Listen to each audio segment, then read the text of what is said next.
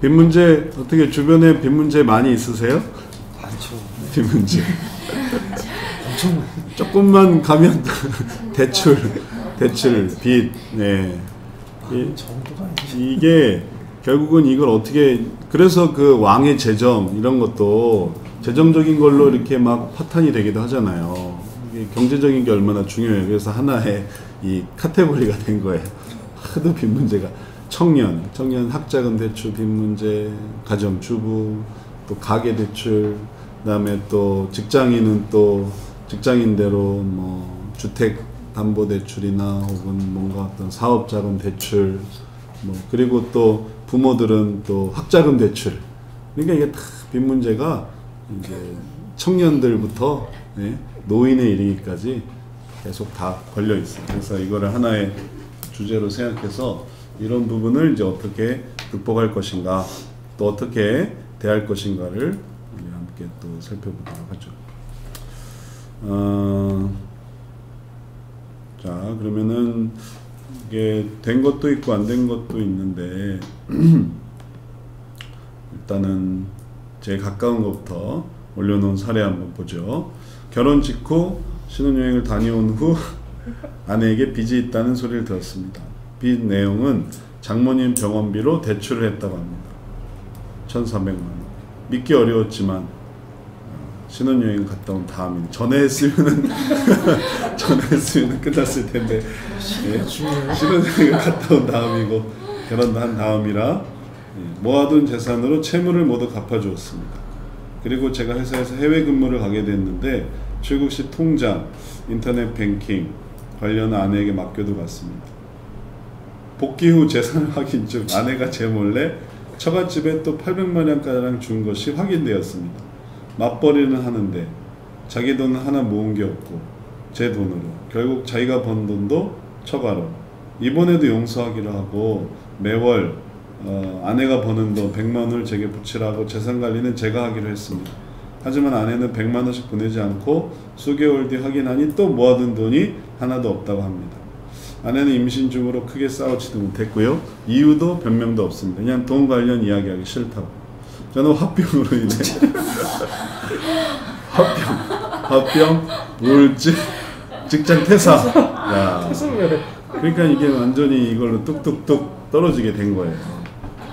그걸로 이렇게까지 할 필요는 없었을 텐데 한 발 물러서서 장모님하고 같이 사는 생활을 선택했습니다. 근데 아이가 100일쯤 지난 화상을 입게 되었고 입원을 2달 넘게 하였습니다. 병원은 몇 천이 되었지만 보험이 대 500 정도 본인 부담되었습니다. 병원비 처리를 아내에게 맡겼는데 나중에 보니까 이 또한 빚으로 남아있는 것입니다. 보험비가 모자라야 4,500인데 빚이 1,900이 넘습니다. 이게 다 빚이 돼버렸네요. 빨리빨리 갚아서 없앴어야 되는데 이제 도저히 참지 못하게 이혼 문제로, 그래서 이 주제가 이 빚 문제가 해결이 안 되니까 이혼 문제로 이렇게 되는 거예요. 왜냐하면 감정이 생겼기 때문에 이 문제를 처리를 못해서. 다른 거 필요 없고 아들 녀석에 대한 양육권만 있으면 되는데 이제 2살 되었습니다. 합의 이혼이 어려워서 소송까지 가야 한다면 양육권 받을 수 있을까요? 가정 형편이나 경제 상황은 친가 쪽이 훨씬 더 유리한다고 생각합니다. 그러니까 아빠 쪽이 훨씬 더 유리하다고 생각하는데 그러면 이거는 어떤 고민이 아니라 이혼 문제에 대한 빚 문제로 들어갔지만 이혼 문제가 더 큰 부분이 되었네요. 자, 일단 여기에 대해서 제가 뭐 설명을 드리겠지만 어떻게 생각하시는지 한번 얘기를 한번 들어보죠. 집사님은 어떻게 생각하세요? 패널로. 아니, 그 남자분이 굉장히 계획적이고 꼼꼼하고 이런 성격의 소유자인데, 그래서 이제 그것도 막 우울증으로까지 갈 정도로. 근데 제가 이해가 잘 안 되는 거는 벌써 이미 이제 뭐 처가 상황이 안 좋아서 자꾸, 그쵸, 가족이니까 어떻게 할 수 없이 자꾸 빨려 들어가고 있는 거잖아요. 근데 딱 사태를 딱 알았을 때, 파악했을 때는 이미 이 남자가 알았으니까 뭔가 이제 자기 선에서 대처를 했어야 됐는데 왜 계속 여자한테만 맡겼을까? 악순환된 거죠. 네. 그래서 이제 아무리 장모님이지만 정말 굶지 않는 이상 뭔가 그게 자꾸 이렇게 뭔가 그쪽에도 빚이 있으니까 자꾸 이게 악순환이잖아요. 그럼 끊었어야 되는데 왜 끊지 않고 이렇게 그냥 계속 여자한테 뭘 처리하게 만들고 여자한테 통장을 맡기고 병원비를 왜 여자한테 하고 왜 그거를 놔뒀는지 모르겠어요. 잘 보셨어요. 그래서 남자의 이러한 고민 속에 남자의 악순환이 있는 거예요. 빚은 자기가 진 게 아닌데 이 아내의 빚을 어떻게 처리하는가에 대한 그런 악순환이 있는 거죠. 그러니까 결국은 이제 아내는 악순환에 계속 들어가 있고 그걸 처리하지 못하니까 지금 이제 이혼을 하려고 하게 될 상황까지 떨어지게 되고, 그래서 고민 내용이 완전히 변형이 돼서 어떻게 하면 좋을까요? 까지 이렇게 된 거죠.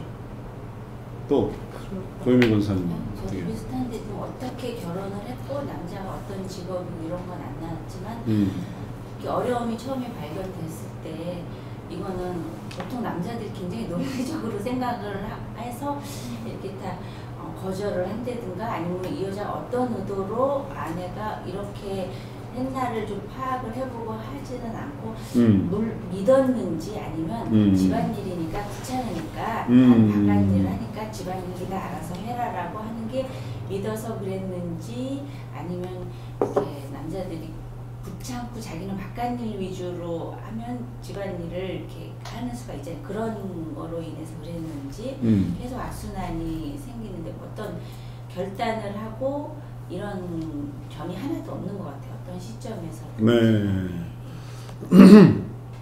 그런 부분이 지금 이제 계속적인 문제가 되고 있고 그 부분을 빨리 고쳐줘야 되겠어요. 여자가 돈에 관련돼서 네. 정직하고 투명하고 신뢰관계가 계속 없는데 그런 거에 그러니까 돈만 그런 게 아니라 삶이 그럴 수도 있잖아요. 그러니까 그런 거에 대해서 부부간에 어떤 신뢰관계라든지 정직, 믿음 이런 것들이 없는 거 아닌가. 어떻게 결혼을 했고 생활하는 건 잘 안 나왔지. 이런 부분이 문제가 되고 있고요. 네. 그럼 이제 비슷한 얘기가 되시겠어요? 또 김태희 지사님은 어떻게 생각하세요? 느낌을 얘기하는. 네, 느낌만.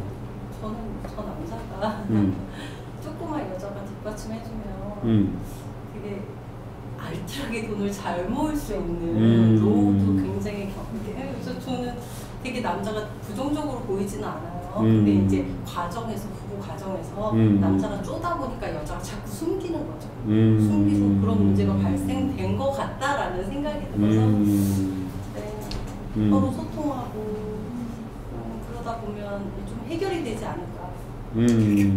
남자가 쪼다 보면 여자들이 뻥을 치거든요. 그렇죠. 심리도 근데 이제 네. 굉장히 허용적이 돼버리면 여자 잘 이렇게 구슬려서 네. 얘기하기 나와야 되는데 막 이렇게 강압적으로 위압하고 그럼 자기를 막을 수 있는 방법은 그냥 말 안 해버리는 거죠. 네. 거짓말하고. 네. 그러니까 그러니까 강압을 했는지 허용을 그냥 완전히 일임을 했는지는 자세히 나타나지는 않아요. 그냥 다만 야 이걸로 화병이 생겼고 우울증이 왔고 그리고 퇴사까지 됐다. 그러니까는 이게 이렇게까지 할 필요가 있을까 하는 부분에 좀 아쉬운 거죠. 비록 한 발 물러서서 같이 사는 생활을 했다고 하지만 이거는 별로 큰 도움이 계속 병원비 처리를 아내에게 맡기고 계속 맡기고 그러니까는 이제 아내는 또 이렇게 하고 아내에게도 물론 문제가 있어요. 어떤 경제적인 부분을 어떻게 그러니까 경제는 항상 자기 있는 그 소유를 뭐에 먼저 쓸 것인가 우선순위의 문제거든요. 빚도 우선순위가 높지 않으면 이게 빨리 안 되는 거거든요. 그러면 이제 나중에 이게 다른 거는 그대로 있고 이게 우선순위가 아니니까 그럼 이게 이제 커져가는 거죠. 그게 우선순위가 되면 대처를 하고 다른 건 줄어드는데 그럼 이제 아내의 어떤 악순환인데 이런 아내의 악순환에 또 우리 집사님 말씀하신 대로 가혹하게 했을 수도 있고 되게 감정적으로 대응할 수도 있고 왜냐하면 그걸로 화병에 우울증까지 왔다니까 얼마나 예? 그걸 소가리를 했겠어요. 그런 모습이 아내에게도 역시 이런 부분에서의 거부 반응을 이제 갖게 됐으리라고 이제 우리가 예상하는 거죠. 실제로 어떻게 되는지 모르지만, 네. 하여튼 다 이제 남편 쪽으로 하여튼 문제가 다 가고 있고, 또 장미수님 어떠세요? 그냥 남편 아내에게 문제가 있지만 남편분이 대처 능력이 떨어지는 것 같아요.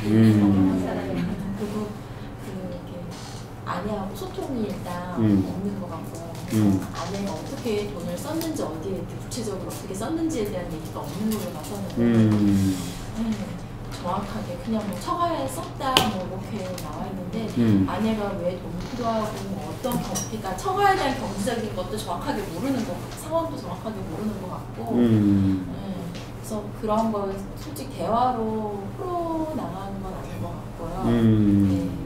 그냥 어쨌든 돈을 모으지 못하고 자꾸 나간다는 거에 대한 집중을 하면서 그러니까 자기 돈이 나간다라는 개념인 것 같아요. 지금 내가 쓴 돈이 나가고 우리 돈이 나간다라는 거나 민감하게 이제 감정적으로 받아들이고 있고 내 돈. 그래서 그리고 이걸 해결하려고 하지 않고 자포자기처럼 퇴사까지 가는 그가 되게 감정적인 사람인 거라는 생각도 들고 계속 반복되는 게 이제 맡겨두고 갔는데 나중에 확인해 보면 문제가 있고 그 다음에 또 끌려다니는 사람. 또 확인하니까 돈이 하나도 없고 또 맡겼는데 또 빚으로 남아 있고 계속 이런 악순환이 구체적으로 주도적이지 못하는 게 남편의 문제로 이렇게 몰아가는 게 아니고 이게 가능성이에요. 이걸 찾는 게 가능성이에요. 그래서 이 남편은 지금 이제 이혼을 원하고 이걸 이제 끊으려고 하는데 이혼을 하기에는 좀 아쉬운 면도 있거든요. 양육권만 찾으려고 하고 이미 어떤 감정적으로 어떤 단절을 느끼고 있는 것 같은데 그런 단절이 아닌 좀 더 다시 해보려고 하면 내가 뭘 해야 될까요? 하면은 내가 잘못했던 거를 하는 게 필요한 거죠. 그러면 그게 소망이라고. 안 그러면 소망이 없는 거예요. 또 우리 장성훈 집사님 어떻게 생각하세요? 여자가 계획적이라고 생각해요. 굉장히 좋아하는 사람. 이제 아내 편. 굉장히 교활한 사람이에요. 아내가. 네, 왜냐하면 맨 처음부터 1,400만 원 빚이 있는데 양심적인 사람이면 결혼 전에 얘기를 했어요. 결혼식 끝나고 신혼여행 갔다 와서 있다. 뭐 빼도 박도 못하니까 이제 얘기하겠다는 거 아니에요. 처음부터 계획적이었어요. 그 다음부터도 뭐 이렇게 뭐 800만 원, 500만 원 뭐 어쩌고 또 뭐 빚이 있고 이러잖아. 이게 저는 제가 직업 무슨 일 하는지 아시죠? 네. 이런 사람 많이 봤어요. 근데 이게 관계를 다 아시니까 감자 줄기 캐는 것 같아요. 이렇게 빼면 하나씩 나오잖아. 감자 알갱이 해봤어요? 집에서 감자 이렇게 줄거리 이렇게 뿌리 땡기면 감자 하나씩 나와요. 이렇게 줄줄 땡기면 하나씩 나오고 그런 거나 마찬가지야. 이런 여자는 끝이 없어요. 어디가 끝인지 몰라. 이게 돈이 진짜로 처가로 갔는지도 알 수 없어 이거. 그러니까 얘기하기 싫어하잖아요. 아예 누가 그러면은 이게 아니라 이 거짓말도 이제 자꾸만 맡겼다 그러잖아 여자한테. 맡길 수밖에 없게 만들어 이제. 이걸 안 맡기면 나는 진짜 죽일 놈으로 만들어 놓는 거야. 이제 그럼 할 수 없이 맡기면 또 사고 또 사고 몇 번 겪으니까 퇴사를 했다 그랬잖아 이 사람이. 문제는 퇴사가 문제예요. 왜냐하면 시장을 때려치면 다 안 벌잖아. 그러면 이게 이 남자가 이혼 안 해도 좀 있으면 여자가 이혼하자 그럴 거예요. 왜냐면 안 버니까. 이게 빼먹을 게 있어야지 결혼 생활이 유지되는데 이제 빼먹을 게 없어 얘가. 그러면 이제 끝난 거야. 돈을 안 벌어서 이게 안 되는 얘기 듣고 있는 거.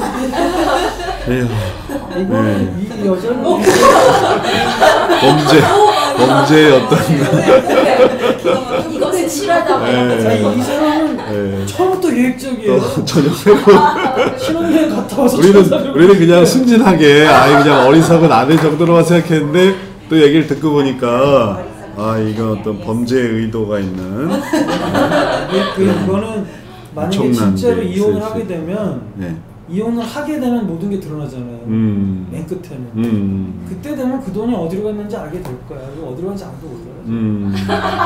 남자가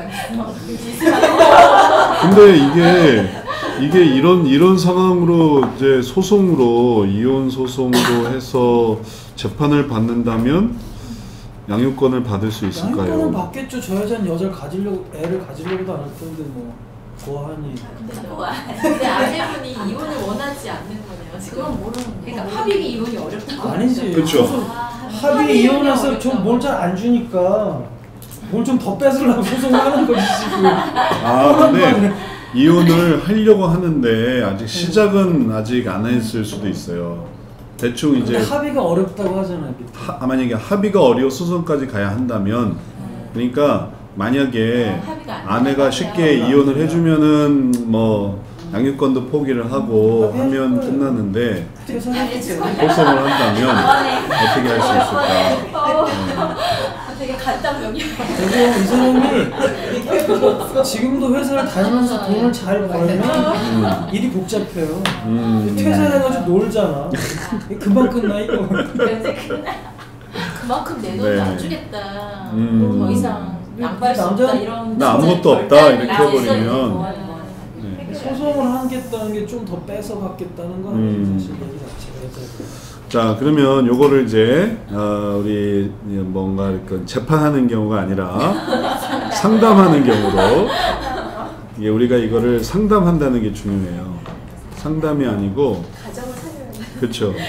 또 이 사람의 이러한 고민을 해결해 주는 거죠. 이 사람의 고민을 해결해 주는 거. 우리가 어디서 들은 얘기가 아니라 이 사람의 고민을 해결해 주려고 할 때 어떻게 하면 좋을까 생각을 한번 해보죠. 그러면은 우리 차트를 A형으로 한번 볼까요? 차트를 A형으로.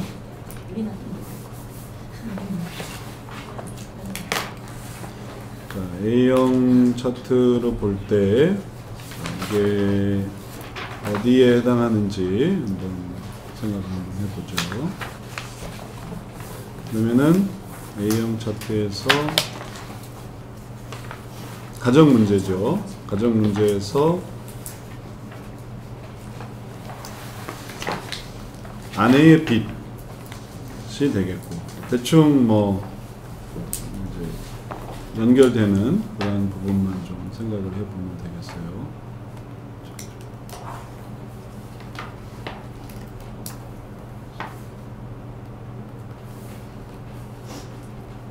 빚. 아내의 빚이 그냥 빚이 아니고 이 빚이 자기를 숨기는, 그러니까 어떤 허심탄회하게 사람을 얘기하는 게 아니라 아내의 거짓말, 빚과 거짓말, 정직하지 못하는 거죠. 재정 운용의 문제, 운용의 문제. 그래서 지금 이제 결국은 이게 부부 갈등도 있어요.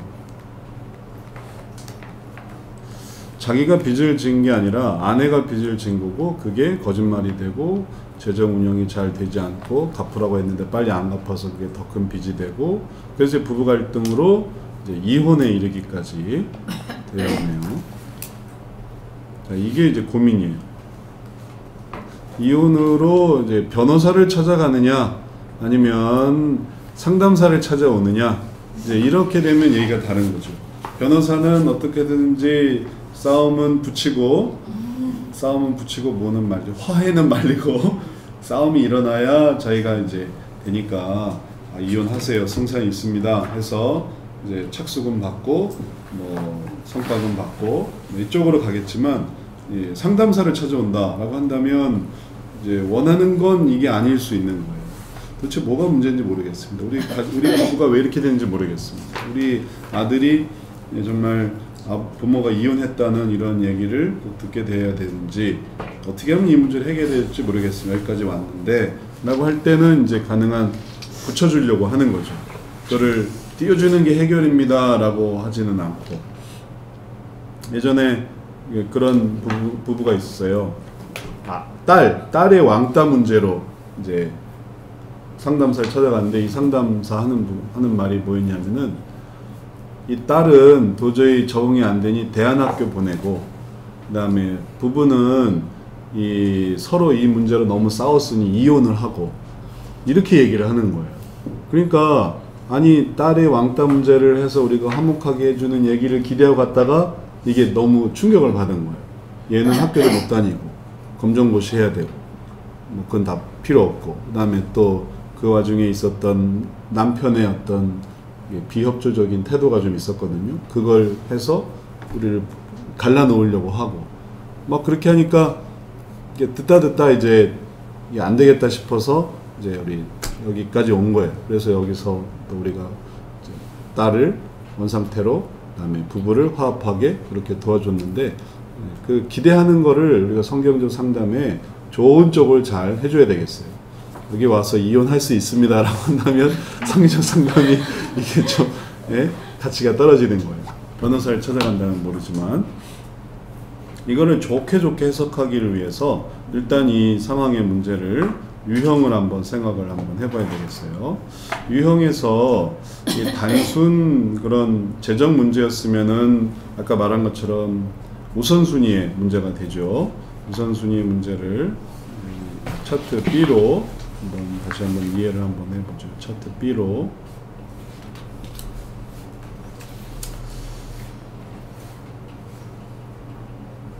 자, 차트 B에서 나타나는 거는 그 양상인데 어떤 양상인지 우선순위의 문제다. 그러면은 기본적으로 무엇을 먼저 할 것인가 라는 거예요. 그래서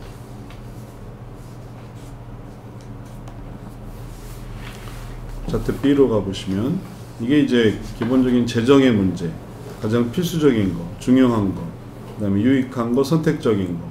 그러면 돈이 얼마가 있는데 이 돈을 어떻게 쓸 것인가. 얼마 전에 그 기사에 보니까 작곡가 김형석이라는 사람이 있었대요. 결혼할 때 빚이 20억이 있었대요. 근데 결혼하고서 다 갚았대요. 근데 어떻게 갚았느냐면 아내가 그렇게 조언을 했대요. 이건 덩치가 커서 한 번에 갚으려고 하면 안 되고 되는 대로 갚아야 된다. 되는 대로. 그래서 아내가 열심히 도와서 그거를 되는 대로 계속 갚았대요. 그러니까는 몇 년 만에 다 갚았다는 거예요. 그러니까 이제 원칙을 잘 지킨 거죠. 이거 못 건드린다. 우리 쓸 거 쓰자 하면은 생활비대로 나가고 또 이건 이거대로 존재하고. 근데 이거 이대로 놔두면 안 된다. 그 다음에 이거를 한 번에 갚을 생각하지 말고 우리가 조금씩 갚아 나가자 해서 그래서 그런 다른 데는 줄어들겠죠. 우선순위를 더 중요한 걸 먼저 하겠죠. 그래서 그걸 이렇게 하다 보니까 이제 그 문제를 해결하는 거죠. 그런 이제 기사가 있었는데 연예 기사였는데 근데 그런 문제로 보기에는 여기서는 이런 모습이 더 적절하겠어요. 왜냐하면 이제 합의가 되지 않는 거죠. 부부 사이에 이 문제를 어떻게 할 것인가. 이미 아내도 무척 자기를 보호하려고 하는 그런 입장이었고 수동적이었고 그리고 수비적으로 나오고 이걸 우리가 이렇게 해결합시다 이런 게 아니라 갚아주었지만 연애를 했는지 혹은 중매를 했는지 어떻게 결혼했는지는 잘 모르겠지만 그런 어떤 문제 대응 그 모습 자체에서 그런 원활한 모습을 보이지는 못했어요. 그래서 이제 합의의 문제일 수 있겠고 그 다음에 이제 우리 집사님의 어떤 가정을 들어보니까 이게 또 악을 지금 주도하고 있다. 이게 지금 패가망신시키려고 작정하고 들어왔다 하면 이게 또 선악의 문제가 되는 거죠. 그래서 이게 이렇게 연결이 되는데 처음에 우선순위의 문제를 잘 해결하지 못하면 그럼 합의의 문제가 되고 그게 또 안 되면 그러면 이제 선악의 문제가 되고 그리고 이건 뭐 계속 발전될 수 있죠. 심층 문제로 불면증, 망상, 정신분열에 이르기까지 다양한 문제로 확장이 될 수 있겠어요. 지금 여기서의 그 위치를 딱 보는 게 좋겠어요. 아까 우울증도 잠깐 얘기 나왔지만 우울증이 중심이냐 그런 것 같지는 않고, 그 다음에 아내의 악한 의도, 그래서 우리 내 재산을 다 그냥 곶감 빼듯이 다 빼먹으려고 하는 악한 의도를 가지고 나를 만났던 사기 결혼의 전형이다. 그래서 이제 악한 의도냐, 이게 이 상황의 진입구예요. 이런 게 진입구예요. 그게 맞습니다. 이게 우리의 문제였습니다. 라는 그 피상담자의 동의를 이끌어내야지. 그러지 않고 지금 그 얘기는 제 얘기가 아닌데요 하면은 이게 진입구에 못 들어가는 거예요. 진입구는 그 마음의 어떤 상태 혹은 그 상황의 어떤 이 과정을 정확하게 찝어주는 거예요. 그러면 신뢰를 갖고 얘기를 해줄 수 있어요. 그 사람은 사실은요 하면서 막 술술술술 비하인드 스토리가 막 술술술 나오는 거예요. 근데 그러지 않고 진입구나 이 상황 파악이 좀 애매하고 그 사람이 원하는 게 아니면 그 사람이 제일 받아들일 수 있는 게 정확한 거거든요. 그런 게 아니고 막 이제 그거를 이제 주장하려고 하다 보면 좀 어려움이 있을 수 있죠. 그래서 요거는 좀 과거의 문제고, 요거는 좀 아직 구체적이진 않고, 아까 말씀하신 이혼해봐야 이혼한 다음에 어떤 삶을 사느냐에 따라서 이게 정확할 것 같아서 지금 단계에서는 이렇게 보는 게 낫겠어요. 합의의 문제로.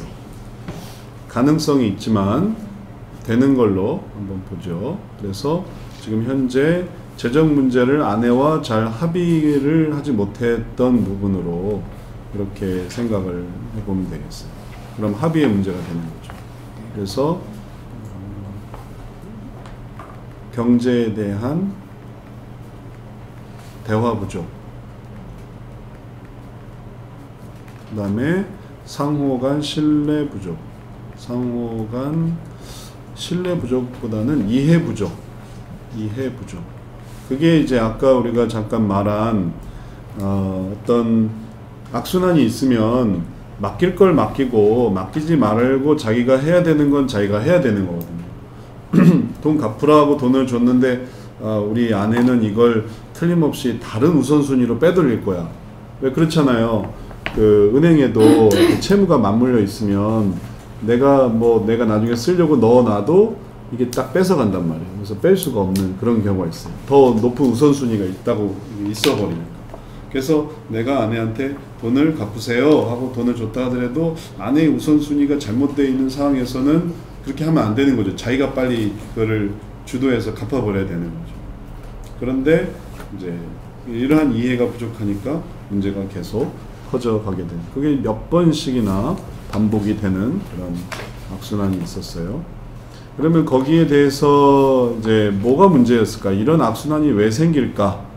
할 때 이 사람의 감정을 생각해 볼 수 있어요. 미움, 분노, 절망, 두려움, 죄책감, 수치심. 자, 이 중에서 이 기준은 이 남자예요.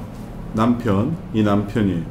남편이 뭐에 대한 감정을 찾아야 되냐면 이 합의가 잘 이루어져 있지 않는, 그래서 대화가 부족하고 그다음에 상호 간 이해가 부족해서 이렇게 적절히 대응하지 못한, 대응을 잘 했으면은 이제 부부 사이에 어떤 상호 간의 합의가 이루어졌겠죠. 그래서 내가 이렇게 할 테니까 당신이 이렇게 해.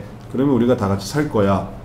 뭐 일단 하나님은 제외하더라도 최소한의 두 사람 사이에 있을 수 있는 그런 결단, 결의, 그래서 내가 해야 될 일, 혹은 또 아내가 해야 될 일, 어떤 결심들, 혹은 실천들, 이런 것들을 잘 하다 보면 두 사람 사이가 더 깊어질 수 있는 거죠. 우리가 조금만 더 힘을 내자. 나는 열심히 돈을 벌게. 당신이 어떻게 해. 내가 뭐 열심히 돈을 벌면서 내가 알아서 돈을 갚을게. 당신은 애만 잘 키워. 뭐 이런 식으로 그렇게 하면 더 연결이 될 수 있을 텐데 그렇게 하지 못했어요. 그 부분의 감정을 찾는다면 대상은 아내죠. 아내에 대한 어떤 마음이 있었던 거예요. 아내에 대해서 어떤 감정을 가졌으리라고 생각을 하세요? 예상되는 감정, 뭐 딱 나오는 건 아니지만 아내에 대해서 어떤 마음이 있었을 것 같으세요? 분노. 네. 왜 분노라고 생각하세요? 왜 분노? 화나지. 그래서요? 화가 나서? 네? 화가 나서. 이게 화나면 참 어떻게 할 게 없더라고요. 네. 뭐 옛날엔 그랬다 뭐 이렇게 뭐 폭력을 휘두르는 것도 안 되고 가뜩이나 없는 돈을 막 써버릴 수도 없고 참 화가 났을 뿐이지. 네. 화나서 뭐 어떻겠다는 거야. 기껏 한다는 게 술이나 먹고 그러는 건데. 분노는 이 아내한테 이렇게 많이 표출을 크게 싸우지도 못했고요. 되게 어려워서 네. 스스로 절망하고 두려움 그래야 같은 거. 화병은 있는데 이 분노의 그 이 어떤 방향이 자기 자신이거나 아니면 아내한테 이렇게 직접 그렇게 된 거는 아닌 거예요. 공처간가? 애처간가? 그러니까 이게 차라리 자기한테 오니까 자기가 우울증, 내가 왜 이런 여자랑 결혼을 했나 하면서 자기 자신은, 근데 아내한테 직접 나타난 게 아니고. 그래서 이렇게 아내라든지 처가에 대한 어떤 넘지 못할 산처럼 이분 이 사람이 이제 심약하든지 뭐 이렇게 마음이 좀 그래서 두려움이 혹시 나타난 건 하나도 없지만 이렇게 화를 내거나 대적하거나 뭐 어렵게 할 그런 결단력이 없던지 자기보다 더 크게 느껴지는 두려움이 혹시 있는 게 아닌가. 그러니까 상황이 그냥 이렇게 좋게 두려움, 뭘 두려워했을까요? 지금 양상은 뭐만 이렇게 집중해서 보셔야 되냐면 합의가 안 되는 걸 한번 보세요. 거기에 대한 감정을 찾으셔야 돼요. 물론 다른 감정도 다 있겠지만 여기에 관련돼서 왜 미움이라고 생각하세요? 그냥 상황도 싫고 아내 태도도 싫고 결국에는 퇴사까지 하면서 이렇게 또 돈을 주는 게 싫은 거죠. 이렇게 해서 아내에 대한 미움이 드러난 거죠. 미움이 적절할 것 같아요. 왜냐하면 그 이후에 미움의 그 감정을 다시 설명을 드리면 멀어지는 거거든요. 가까이 하고 싶지가 않은 거예요. 왜냐하면 싫으니까. 근데 가까이 하게 되려고 하면은 이거는 분노거든요. 그러면 가까이 와서 그냥 계속 이제 소리치고 막 화내고, 난동을 피우고, 그거는 이제 가까이 오는 거예요. 안 좋게 가까이 오는 건데, 미움은 멀어지는 거예요. 그래서 보고 싶지 않은 거예요. 그러니까 그런 부분을 살피고 싶지 않은 거예요. 그래서 여기서도 이게 계속 반복이 되는 게, 채무를 갚아줬잖아요. 믿기 어려웠지만 채무를 갚아줬어요. 그리고 해외 근무를 갔는데 출국시, 그 다음에 맡겨두고 갔어요. 맡겨두고 갔는데 확인 중 또 이게 확인이 되었어요. 맞벌이를 하는데 또 근데 용서하기로 하고 붙이라 하는데 재산관리는 제가 하기로 했는데 보내지 않고 수개월 뒤 확인하니 또 모아둔 돈이 하나도 없고. 여기까지만 봤을 때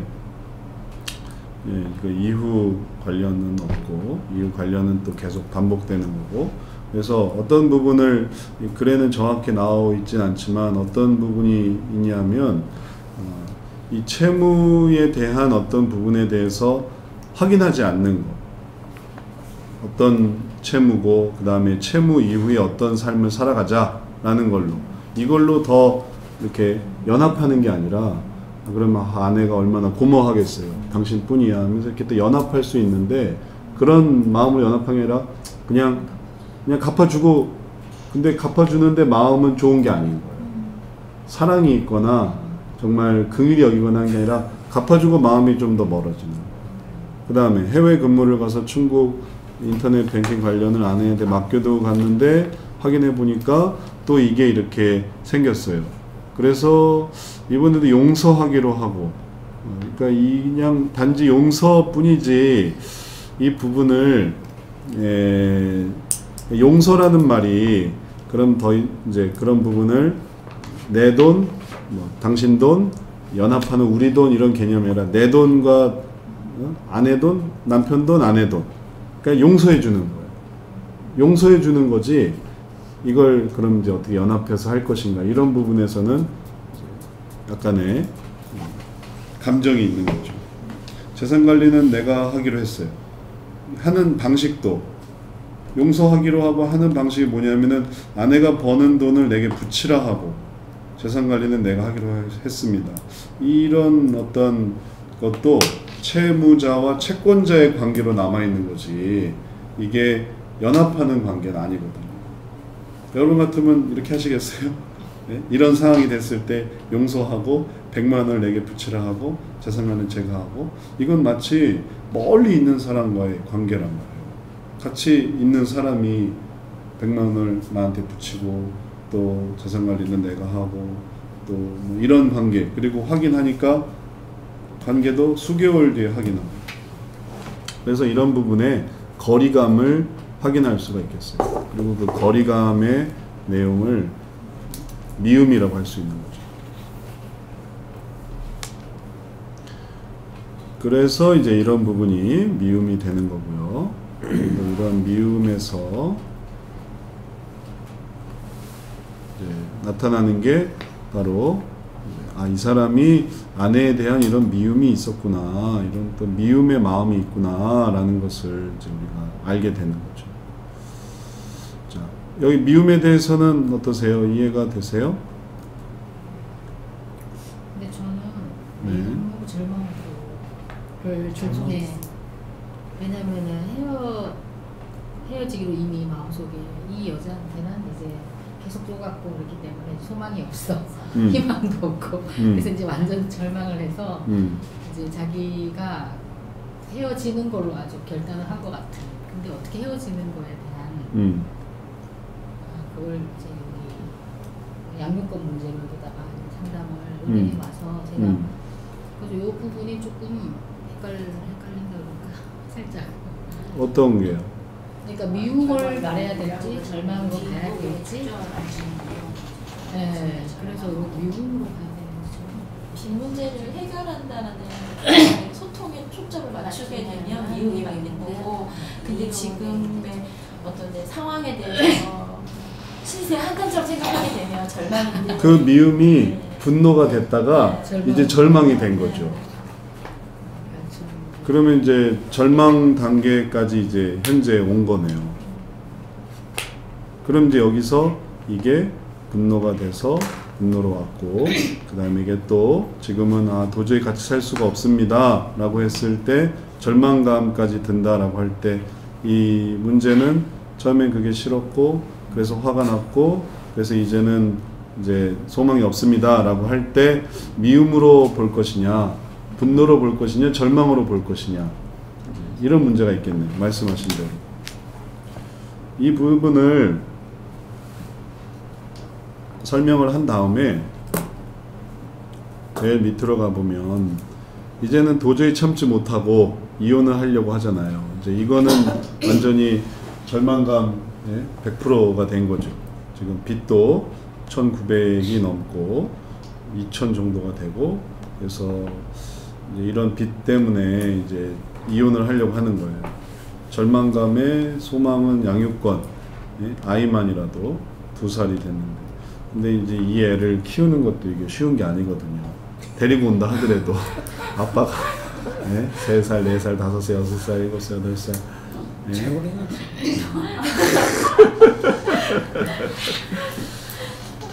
그 제일 시작을 보는 게 좋겠어요. 지금은 절망까지 왔는데 이 절망을 해결한다 하더라도 분노가 있고 분노를 해결한다 하면 그 다음에 이제 미움이 나타나거든요. 제일 시작된 걸 보는 게 제일 좋아요. 지금은 절망감이 있어도 그거는 한 번에 설명할 수 있어요. 이 절망 왜 절망하게 됐습니까? 너무 화가 나서 이제는 아주 지쳤습니다 하게 됩니다. 그럼 왜 화가 났습니까? 처음엔 그게 너무 싫었어요. 하면은 맨 첫 감정이 그나마 작은 거지 그 이후에 생겨난 분노, 그 이후에 생겨난 절망 이걸 여기다 갖다 놔도 이게 여전히 있는 한 여기까지 한데도 시간이 많이 걸리는데 이게 되게 어려워요.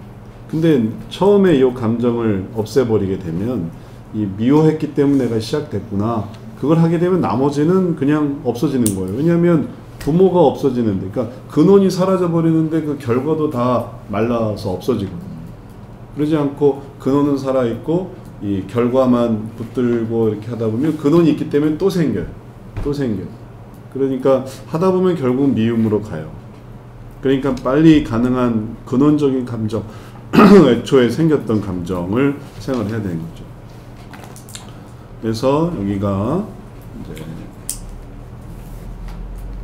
최종적인 감정이 되지만 최초의 감정, 미움, 이게 대상에 대한 미움이나 아니면 어떤 문제 해결에 대한 어떤 거부감도 있을 수 있겠어요. 문제 해결 방식의 거부감. 그게 너무 싫다라든지, 나는 돈 문제로 얘기하기 싫어라든지, 그냥 맡긴다 하든지, 귀찮다든지, 그걸 자기가 해야지. 아내가 어떤 사람인 줄 알면 그 자기가 인터넷 뱅킹도 어떻게 쓰는지 뭐 해외 근무 퇴근 후에 알아서 하든지 해야지. 그러지 않고 그걸 아내한테 떡하니 맡긴다는 건 믿는다기보다는 그냥 신경 쓰고 싶지 않아서 그런 부분에 소홀해질 수도 있는 거예요. 자, 그래서 이러한 거부감 속에 있는 건 뭘까요? 욕구는 편안함. 이 문제를 빨리 해결해 버리고 신경 쓰고 싶지 않다는 편안함. 빈 문제에 이제 많은 경우가 이렇죠. 그 부분을 중요하게 여겨야 되는데 그 부분을 그냥 지금 당장은 괜찮겠지 이렇게 생각해 버리면 이제 그걸로 지금은 편한데 나중에 괴로운 거예요. 나중엔 괴롭게 돼요. 지금은 그냥 일단 쓰고 보는 거예요. 어떻게든 되겠지. 근데 그러지 않고 지금 괴로워하면 그럼 나중엔 편안한 거죠. 이번에도 대우조선이 공적 자금을 받기 전에 빚이 엄청나게 많은데 그냥 상여금 다 지급했단 말이에요. 그러니까는 정부에서 아니 공적자금 빚이 많아서 공적자금 받으려고 하는데 이런 식으로 성과급 잔치를 해버리면 어떻게 하냐 하면서 모두 다 이렇게 중단시키는 그런 게 있었단 말이죠. 그러니까 그런 어떤 가정에서도 내가 이런 부분이 있으니까 노력해야지 라고 하면 고통을 감수해서 이걸 이겨내는 거죠. 근데 그러지 않고 에라 모르겠다 또 빌리면 되지 뭐 이렇게 하다 보면 이게 이제 감각이 무뎌지는 거예요. 그래서 선순환으로 못 올라가는 이런 편안 속에 하나님의 은혜를 한번 생각을 해봅시다. 어떤 하나님의 은혜가 좋을까요? 편안. 그러니까 어디서부터 왔느냐? 가장 문제고 합의의 문제였고 미워하는데 왜냐하면은 편안을 원하니까. 그러니까 신경 안 쓰는 거. 혹은 그런 부분에 대해서 이제 귀찮지 않은 거. 귀찮게 하지 않는 거. 그렇게 되지 않는 거. 아내랑 말 안 하면 그냥 내버려 두는 거예요. 말 안 하지. 그리고 끝까지 말하게 하려는 게 아니라 말 안 하니까 그럼 말 안 하나 보다 하고 나도 더 이상 얘기하지 않는 거. 그러니까 이게 귀찮은 거죠. 마음대로 해라 이러는 거죠. 원래 그렇게 하면 안 되는데. 반대도 마찬가지예요. 반대도 아내가 남편의 말 안 하고 이런 거 그냥 놔두면 아내는 또 결국은 끔찍한 혹은 또 파국을 맞이할 수 있는 거죠. 어떻게 해서든지 남편이 설득을 해서 정신을 바짝 차리고, 왜냐하면 그 정도 되면 이제 절망감에 치우쳐서 절망감에 빠져서 이게 더 가속될 수 있단 말이에요. 표현을 하면 그나마 정상인 거예요. 사실은 내가 얼마 빚지고 그건 정신이 바로 잡힌 거죠. 근데 내가 얼마인지 난 말 안 할래 하면은 그 다음에는 이제 감정적으로 죄책감, 수치심 하면 더 해서 어느 날 갑자기 잘 있어 할 수도 있단 말이에요. 빚 문제. 그럴 수 있잖아요. 한강도 가보고 내가 이걸 해결할 길은 이 길밖에 없는 것 같아. 그러니까 그렇게 고립이 되기 시작하면 더 이 가속도가 더 심해져요. 안타까운 일이죠. 그걸 이제 피하기 위해서 이제 뭘 의지해야 될까? 다 좋아요. 다 좋은데 가장 연결되는 게 계획도 좋겠네요. 계획. 그래서 하나님이 우리에 대한 계획이 있으시다. 그러니까 부부로 된 계획이 있다. 우리가 왜 부부가 됐는가? 하나님의 뜻이 있다. 그래서 지금 내가 이제 아내로 인해 네가 빚으로 고생하고 있지만 이 빚 문제를 극복하고 나면 하나님이 놀라운 뜻을 보여주실 거야 해서 하나님의 계획 또는 뭐 회생 계획 혹은 또 채무 변제 계획 등 모든 계획으로 하나님의 계획을 바라봐야 되겠네요. 그러면 그런 마음이 이제 나 자신으로 돌아올 수 있죠. 그러면은 그런 마음이 변화되게 되면 그러면 이제 하나님께 이런 계획이 있으니까 내가 그 계획을 따라야지 하면은 그와 관련된 모든 계획, 아까 제가 말씀드렸던 여러 가지 뭐 회생 계획 혹은 변제 계획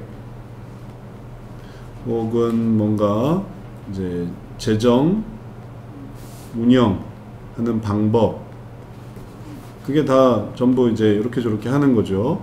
우선순위를 가지고 이런 것들을 받아들일 수 있는 준비가 되는 거예요. 도망가려고 하면, 그러니까 비행기가 있는데 비행기에서 내가 도망가야겠다 하면은 할 수 있는 건 딱 하나뿐이에요. 뭐냐면은 비상탈출 버튼을 누르는 거예요. 그 레버를 당긴다는 거. 그 레버 당기는 것 뿐이에요. 그렇게 내가 할 수 있는 유일한 거. 그리고 이제 비행기는 버리는 거. 근데 그러지 않고 내가 이 비행기를 어떻게 해서든지 살려야 되겠다 라고 하면 할 게 많죠. 뭐 이것도 해보고 저것도 해보는 거죠. 그래서 그런 부분에서 이제 소망을 갖게 하는 거예요. 할 게 있다. 이 아내와 이혼하고 내가 아들을 데리고 그냥 탈출하는 것만이 전부가 아니고 내가 여기서 이 미움에서 내가 편안하려고 했구나. 근데 하나님은 우리가 만난 계획이 있구나. 그걸 알게 되면 이제 이런 계획을 해보게 할 수 있는 거예요. 그럼 이제 이게 이렇게 되는 거죠. 변화되는 거죠. 어떻게 생각하세요? 이게 되겠어요? 그 여자가 계획이 있을 거예요. 좋은 계획은 아니잖아요. 근데 그 여자가 갖는 계획. 결혼도 비즈니스다 이렇게 생각하는 사람이 있습니다. 근데 그 여자의 의도가 악의적이든 아니면 약간 협력해서 이게 악순환에 있는 것이든지 간에 이런 구도로 생각을 하면 그 악의적인 것조차도 이 여자의 연약함으로 생각하고 내가 적극적으로 개입해서 그러면 아내 변화 계획 뭐 이런 것도 생각해 볼 수 있는 거죠. 이게 제가 보기엔 같은 결론에 가는 거죠. 신뢰가 회복되지 않으면 아무 일도 안 일어날 거예요. 돈 문제는 특히 그렇거든요. 특히 이제 1억 원, 여긴 여자가 좀 이상하지만 한 몇 년 전까지 남자들 주식 투자하다 돈 잃어가지고 빚져가지고 빚지고 뭐지 채무 불이행자에서 회사 잘리고 제가 그런 사람 굉장히 만나봤거든요. 그 사람들이 제일 어려워하는 게 뭐냐면 빚은 말도 못하게 지금도 적으려면 한참 적을 정도로 있는데 마누라한테 말을 못해. 들통 나면 날 때마다 엄청 깨지는데도 끝까지 모두 다 합치면 이만큼 있다. 우리 힘을 합쳐서 갚아보자. 말을 못해요. 한 20개 있어 지금도 다 적으면. 근데 요번에 이제 이게 들통이 난 거예요. 한 개. 요거밖에 없다. 진짜 이번이 끝이야. 아직도 19개 있어요. 그게 더 절망스럽게 하는 거죠. 끝까지 말 못해요. 사람이 말씀하신 대로 진짜 화나는 게 뭐냐면 맨 처음에 20개를 말하고 이제 진짜 없다.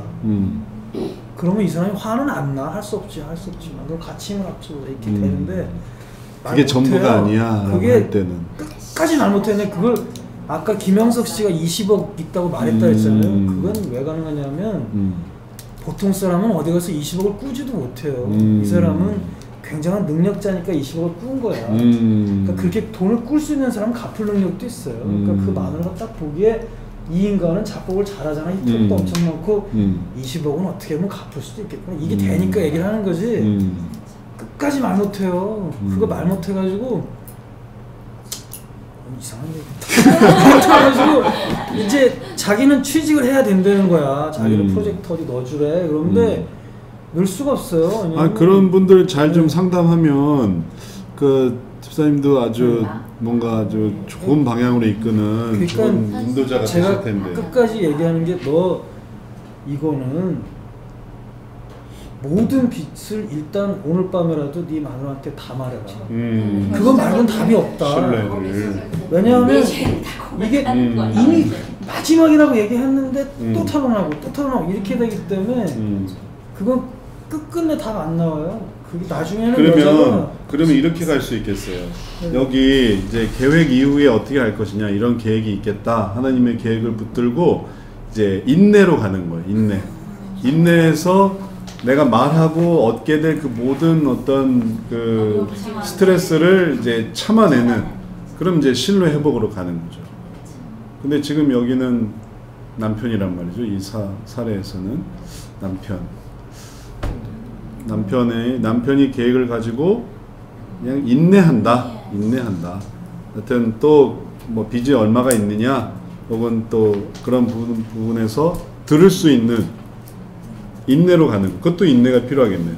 남편은 예를 들면 아내의 입장이 되는 거죠. 빚 많은 남편의 아내의 입장으로. 지금 이제 문제는 이 아내에게 있었으니까. 그래서 근데 그런 행동을 내가 왜 해야 되느냐라고 할 때 그 이유는 하나님의 계획을 바라보기 때문에 그런 거죠. 하나님이 여기서 우리를 끝나게 해주시지 않을 거야. 여기서 내가 하나님의 이런 회생 계획, 또 변제 계획, 재정 운영 방법이 변화될 수 있는 계획, 가정이 변화될 수 있는 그런 계획. 이 사람은 하나님 믿어야 되겠네. 하나님 믿지 않으면 이걸 계속 할 수가 없겠어요. 여하튼 하나님을 믿게 할 수 있겠고, 아니면 또 하나님의 은혜를 이렇게 전해줘서 이러한 계획을 갖게 하면 그 속에서 인내해서 현재 아내의 현재 모습을 받는 거죠. 받아들이는 거죠. 현재 아내의 모습을. 현재 아내의 모습을 감당하는 것. 아내의 모습을 감당하는 것. 그리고 그게 이제 미래의 모습으로 발전시켜 나갈 수 있는, 현재는 이렇지만, 빚은 이렇게 있지만, 나를 이렇게 속였지만 그를 잘 참고 하나님의 계획을 이루어야지. 그 성경에도 호세아 선지자가 아내 고마를 이렇게 데리고 오는 걸 생각해 보세요. 그렇게 참는 거는 하나님의 그 이스라엘에 대한 놀라운 은혜를 보여주거든요. 그래서 이러한 은혜로 어떻게 될 수 있을까요? 절제로. 그래서 여러 가지 경제, 재정적인 부분을 이제 우리가 정말 이 빚 문제를 타개하기 위해서 우리가 더욱 절제해 나가자. 절제가 쉬운 게 아니죠. 왜 쉬운 게 아니냐면은 계속 이렇게 합의의 문제를 이걸 해결을 해야 돼요. 그런 부분에서. 그러지 않고 그냥 내버려 두면 또 이제 무분별하게 또 지나쳐 버린다. 그러나 그걸 이렇게 절제하기 위해서 그런 부분을 더 화합하게 돼요. 연합하게 돼요. 치킨도 2번 먹을 거 1번 먹고, 외식도 3번 할 거 1번 하고, 아니면 안 하고, 그리고 밥도 반찬도 좀 줄여서, 요즘 햄과 소세지가 많이 만드니까 그냥 김치하고 두부하고 밥만 먹고, 그렇게 이렇게 할 때 그때 사랑이 싹 드는 거죠. 그때 남편 입장에서는 아내의 문제라고 생각하지 내가 절제할 문제라고 생각하지 않아요. 절제하게 하는 거죠. 절제하게. 아내를 절제하게. 예. 내가 절제할 뿐만 아니라 아내도 절제하게 하는 거죠. 그런 면에서는 뭐 덕행이나 우애나 뭐 이런 것도, 온유도 것 같은데, 이런 문제는 지금 남자가 상담해서 해결은 불가능한 것 같고, 상담은 여자가 받아야 돼. 이거는 남자가 받아. 성경적 상담은 괴로워하는 사람이 받는 거예요. 남자는 여자. 남자를 상담을 열심히 해놓으면 여자가 바뀌어서 해결이 된다라고 말하기가 이게. 아니요, 바뀌어요. 남편 바뀌면 아내도 바뀌어요. 뭐든지. 물론 뭐 그렇긴 한데. 그럼요. 네. 상담은 누가 받냐면 괴로워하는 사람이 받는 거예요. 이게 원칙이에요. 충성은 어떤가요? 충성. 하나님의 계획을 바라보고 남편으로서 자기가 가정을 지키는 잘못된 수도 있죠. 다 좋은데 뭐와 연결이 되냐면 요 합의의 문제. 요 애초에 요 문제랑 좀 연결이 돼야 되거든요. 그러니까는 결국은 어떤 방식으로 이어나가야 되냐면은 이게 떨어져 나갔는데 이거를 다시 더 붙여나가는, 이게 떨어져 나가서 뒤로 물리던 관계를 더 앞으로 나가게 하는 게 중요해요. 그러면 이렇게 하기 위한 노력으로, 그래서 이걸 연합시키기 위한 노력으로 절제보다는 다르게 더 나을 것 같은데. 덕행? 덕행이 낫겠다. 덕행. 우애. 우애. 절제. 네. 우애를 좋습니다. 가지고 와이프랑 사이가 좋아져서 같이 연합하는 거. 네. 그러면 네. 경제 생활에서의 그런 어떤 뭐 더 많은 대화, 네. 또 소통, 그리고 또 방식의 변화. 그러면 우애로. 그런 면에서 우애로. 우애가 괜찮다고요? 저는 아까 그래서 절제라는 걸로 했는데 서로 일단은 와이프와 둘이가 관계가 좋아져야지. 다 좋아요, 다 좋아. 우애하는 걸로. 뭐 일로 가기만 하면. 예, 그럼요. 이 중에 뭐든지 충성도 좋고 다 좋아요. 네, 이제 그 사람이 이해할 만한 요게 좋을 것 같습니다. 해서 가게 되면 가는 거죠. 그러면은 좀 더 이제 대인적으로 아주 최고의 열매네요. 우애하는 건. 나만이 어떻게 하는 게 아니라 충성, 온유, 절제는 내가 어떻게 하는 개인적인 부분이 되겠고, 경건, 덕행, 우애 이거는 이제 좀 더 사람 상대하는 건데, 사람 상대하는 걸로. 그래서 더욱 친밀함을 가지고 부부의 친밀함을 가지고, 그다음에 어떤 결정에 있어서의 연합 혹은 변화를 추구하는 모습. 네. 이런 것들로 이제 우애를 의미를 좀 가져보면 되겠어요. 네. 추구하는 모습. 그러면 이제 이게 이제 하나의 이제 대안 제시가 되겠고요. 뭐 더 나아가서 그걸로 교회 사역까지. 교회 사역으로 적절한 거는 연양의 전도, 교육, 교제, 봉사.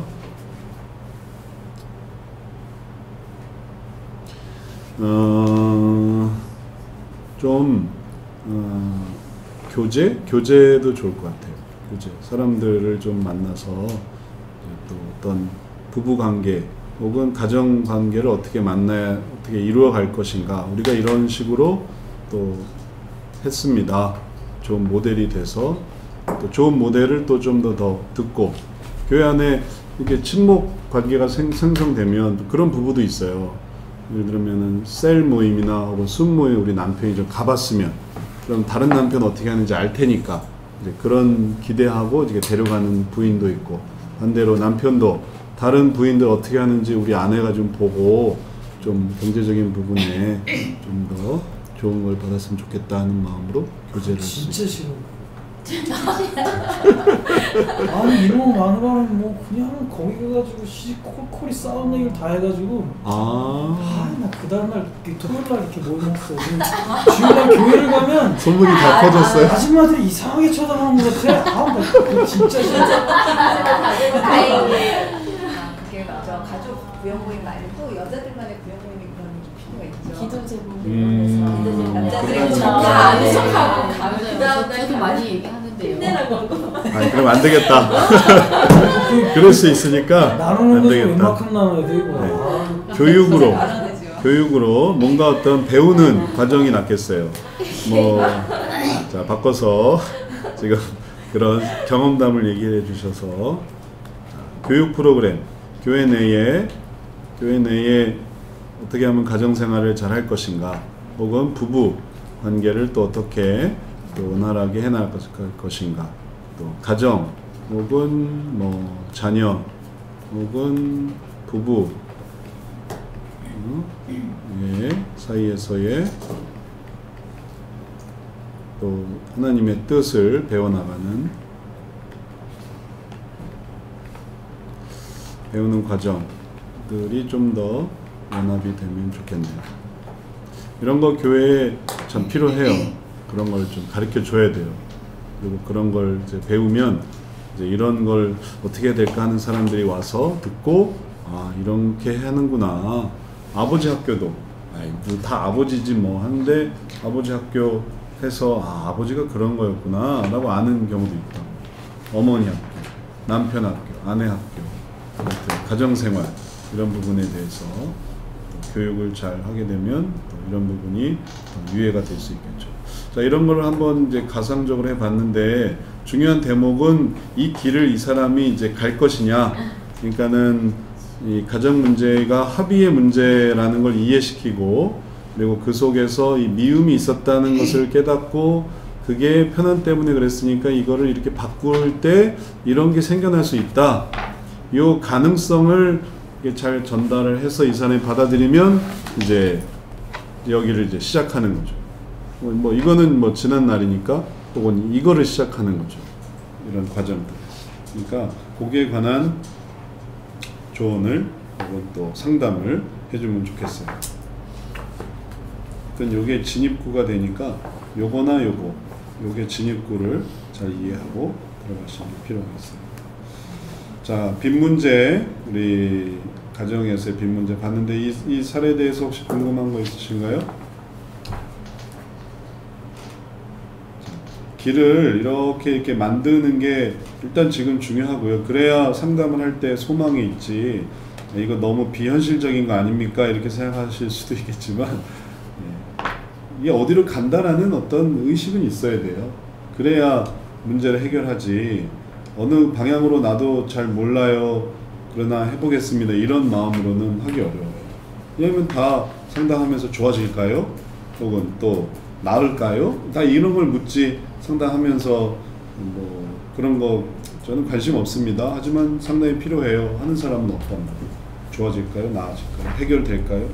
이렇게 해결될 겁니다. 이렇게 나아질 겁니다. 이런 어떤 전망을 가지고 이야기를 시작할 때 그때 이제 이런 부분들을 이해해 나갈 수가 있겠습니다. 그러면은 이제 빈 문제뿐만이 아니라 네. 뭐 도박의 문제, 폭력의 문제, 뭐 여러 가지 문제도 사실은 이 양상대로 그럼요. 다 모든 양상이. 긍휼히 여기고 예. 그 사람은 정말 연약하고 그거를 그 선생님하시냐가 여자가 집 나가면 집 나가고 약간 예. 그런 것처럼 근데 그런 과정에서 사실 방향은 딱 이렇게 정해져 있는데 그 집 나가면 이게 자꾸 낙담이 되는 거잖아요. 그 과정을 사실 상담자가 도와줘야 되는 거 아닌가요? 그렇죠. 그렇죠. 그렇게 하려고 했을 때 이제 이 삶을 살아갈 수 있도록 여기서 계획을 내 계획으로 받아들일 수 있도록 그 계획이 인내로 나아갈 수 있도록 요 길 하나하나가 이제 어떤 가이드가 되어서 인도하는 그런 과정이 되는 거죠. 거기에 성경적인 또 원리도 공부하고 성경 세션이나 또 미술 세션이나 음악 세션이나 필요한 것들을 해서 이 사람이 인내할 수 있게 그게 중요하죠. 길은 이렇게 형성을 하고. 네.